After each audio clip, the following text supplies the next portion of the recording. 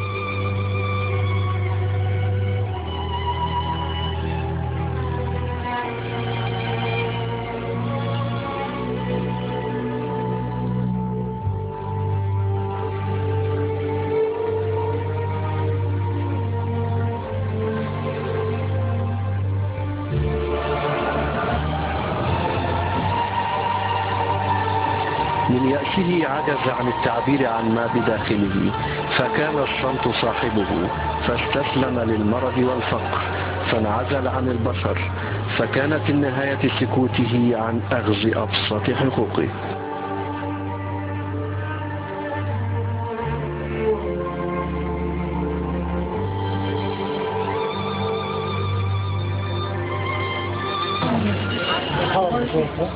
خليكي زي ما انت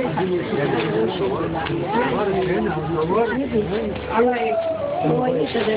بالك قد ايه عايشه هنا حاجه؟ بنت 11 سنه. جايه بنت 11 سنه. اتجوزت وعشت هنا حاجه؟ اتجوزت وعشت وربنا مات. الله يرحمه. انت عايشه منين يا حاجه؟ بتاخدي العلاج منين؟ العلاج بيجيلك منين؟ العلاج بيجيلي من الطعام. علاج واكلك وكله؟ ايوه حضرتك. والاكل كويس اللي بيجيلك؟ لا بيجيلنا كويس. بيجيلك قد ايه؟ اللي ربنا بيجيلنا بيقول ناكل خلاص يعني ما فيش اكتر من كده حاجه. الحمد لله ما لك الف حمد. طب ايه اللي بيتصلوا لك المستعمره؟ ايه اللي بيجيبوا لك؟ ايه الاكل؟ نوع الاكل اللي بيجيبوا لك الاكل؟ يعني ايه نوع الاكل ده اللي بيجيبوا لك؟ بيجي لنا فاصوليا وبيجي لنا لوبيا وبيجي لنا كل حاجه. فراخ ولحمه؟ فراخ ولحمه وسمك؟ فراخ ولحمه. كل قد ايه؟ كل قد ايه بيجيب لك؟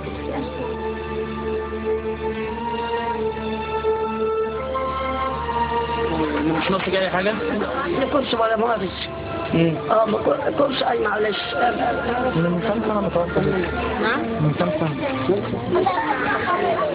بدأت 4 سنين.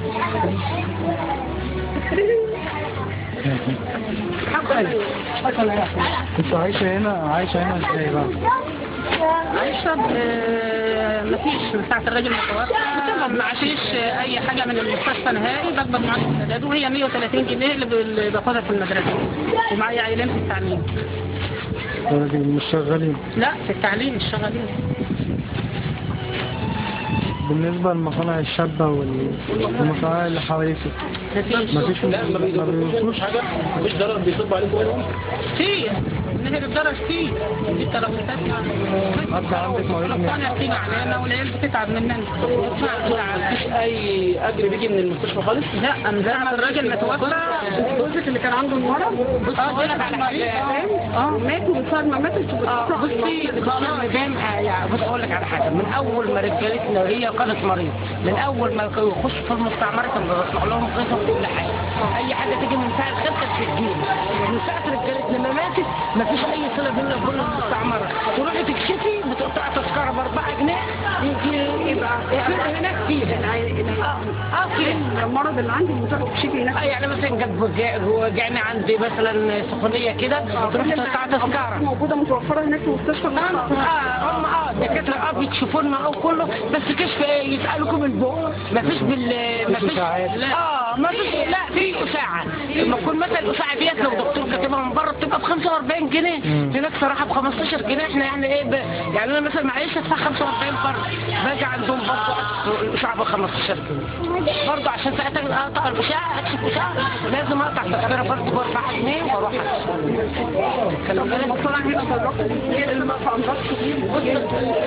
دي الدخانه بتاع المصنع اللي علينا بتبقى بس الناس انما ايه وبعدين بص ما عندناش بقى يعني مشكلتنا ان احنا بنعمل ترشيد بيارات كده لو كل الشوارع دي انت واقف كده تلقى نفسك واقف على خزان يعني خزان والله بجد عشان انا بكلمك بجد خزانات مفحده عشان امال هنودي الميه فين؟ الواحده مننا بتغسل لما اخذ المعونين ترشهم في الشارع تكبهم على الشارع في الشتاء ما تعرفش تمشي هنا من جبابنا الميه الحيطان لو في حد كده كان شفت فيه يعني هتبقى عامل ايه عامله مصطبه هنا بتاعتها عشان الميه تيجي تبحث تيجي تبحث لو انا بحكي لك جنب اي حاجه كده هتلاقي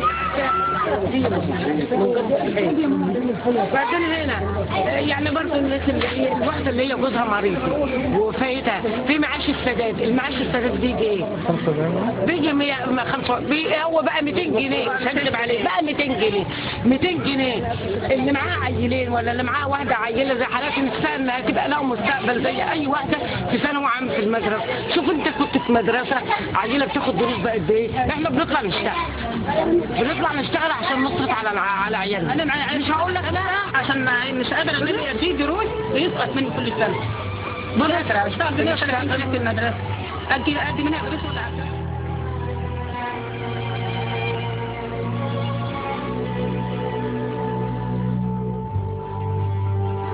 احنا كل واحد هنا فينا يمتلك حته ارض ما تحصلش 100 متر.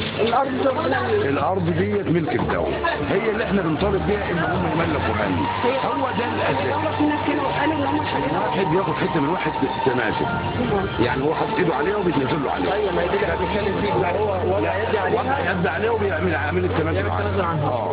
هي دي المطالبه اللي احنا بنطالبها ان احنا كل اللي يمتلك حته بيت هنا هو اللي يمتلك بس هو عايز بس يناشد المسؤولين من الدكتور محمد مرسي للمسؤولين كلهم اللي هم قايمين على شؤون البلاد يقوموا يسلموا لنا كل واحد قطعه الارض بتاعته بس بيته مش اكتر من كده ولا اقل من كده. يعني هو مش عايزه لا لابننا ولا يعمل لنا شقق ولا يعمل لنا حاجه يملكها لنا بس عشان ما نبقاش مهددين. وعن شرط الصرف الصحي احنا بيننا وبينه ما يتعداش اكتر من 100 متر. هو ده اللي عايز يعني الرشاح اللي هنا اللي بيصرف فيه جبل الاصفر وابو زعبل والخنكه كلها بيننا وبينه 100 متر هنا ما يحصلش 100 متر يعني مش هتتكلف ملاليم.